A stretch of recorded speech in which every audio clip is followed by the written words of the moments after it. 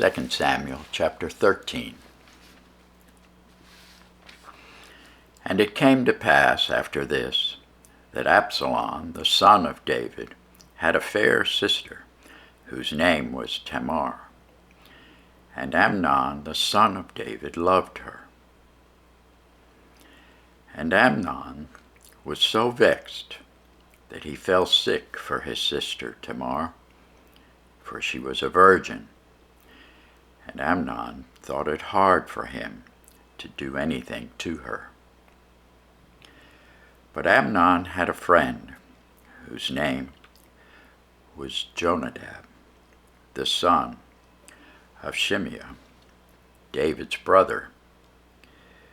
And Jonadab was a very subtle man. And he said unto him, Why art thou, being the king's son, lean from day to day? Wilt thou not tell me? And Amnon said unto him, I love Tamar, my brother Absalom's sister. And Jonadab said unto him, Lay thee down on thy bed, make thyself sick. And when thy father cometh to see thee, say unto him, I pray thee, let my sister Tamar come, and give me meat, and dress the meat in my sight, that I may see it, and eat it at her hand. So Amnon lay down and made himself sick. When the king was come to see him, Amnon said to the king, I pray thee, let Tamar, my sister, come, and make me a couple of cakes in my sight, that I may eat at her hand. Then David sent home to Tamar, saying, Go now to thy brother Amnon's house, and dress him meat. So Tamar went to her brother Amnon's house, and he was laid down, and she took flour and kneaded it, and made cakes in his sight, and did bake the cakes.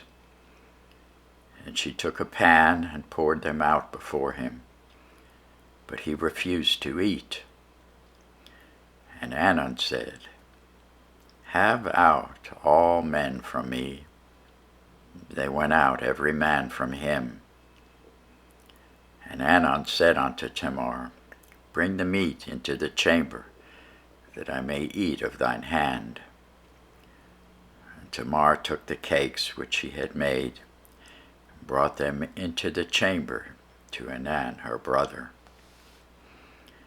And when she had brought them unto him to eat, he took hold of her, and said unto her, Come, lie with me, my sister. And she answered him, Nay, my brother, do not force me, for no such thing ought to be done in Israel. Do not thou this folly. And I, whither shall I cause my shame to go? And as for thee, thou shalt be as one of the fools in Israel.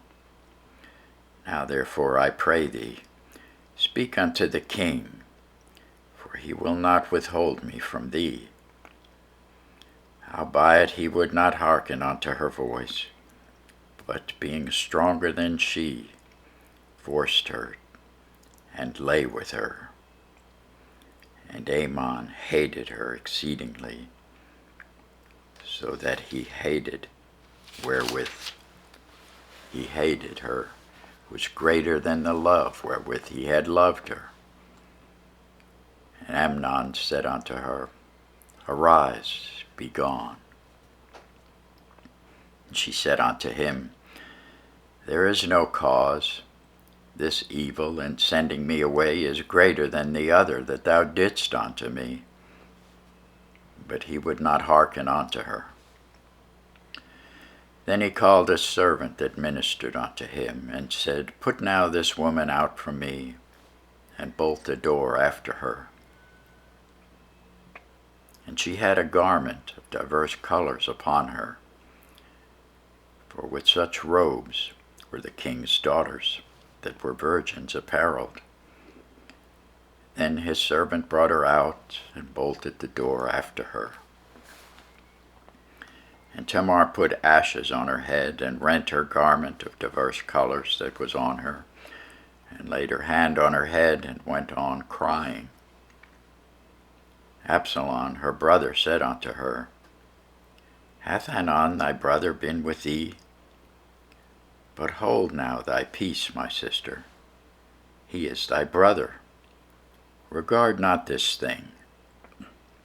So Tamar remained desolate in her brother Absalom's house.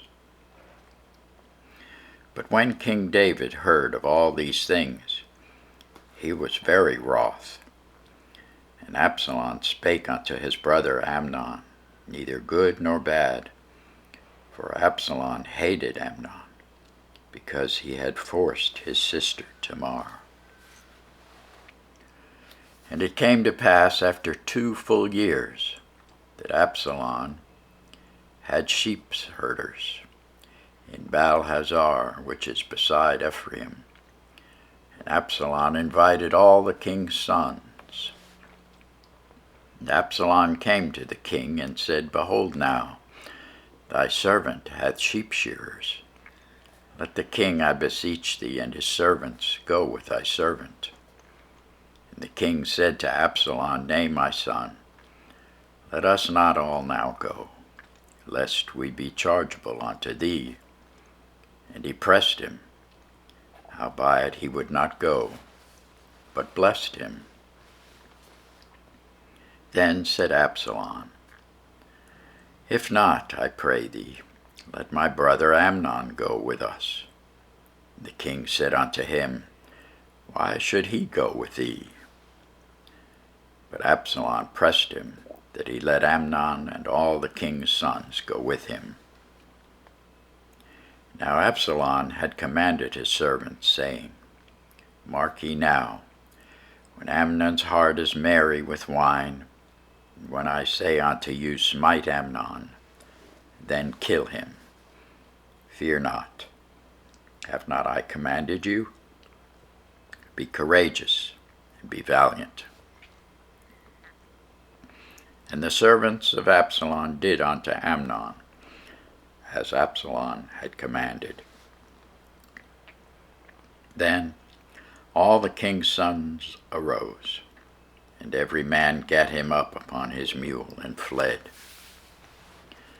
And it came to pass, while they were in the way, the tidings came to David, saying, Absalom hath slain all the king's sons, and there is not one of them left. Then the king arose and tare his garments, and lay on the earth, and all his servants stood by with their clothes rent. And Jonadab, the son of Shimeah, David's brother, answered and said, Let not my lord suppose that they have slain all the young men, the king's sons. For Amnon only is dead. For by the appointment of Absalom this hath been determined from the day that he forced his sister Tamar. Now therefore let not my lord the king take the thing to his heart, to think that all the king's sons are dead. For Amnon only is dead.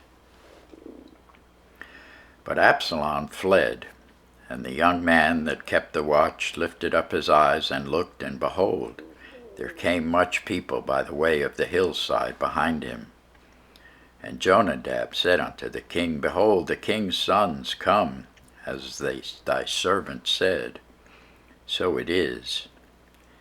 And it came to pass, as soon as he had made an end of speaking, that, behold, the king's sons came, and lifted up their voice, and wept, and the king also, and all his servants wept very sore. But Absalom fled, and went to Talmai, the son of Ammihud, king of Geshur. And David mourned for his son every day. So Absalom fled, and went to Geshur, and was there 3 years. And the soul of King David longed to go forth unto Absalom, for he was comforted concerning Amnon, seeing he was dead. Thanks be to God for his word.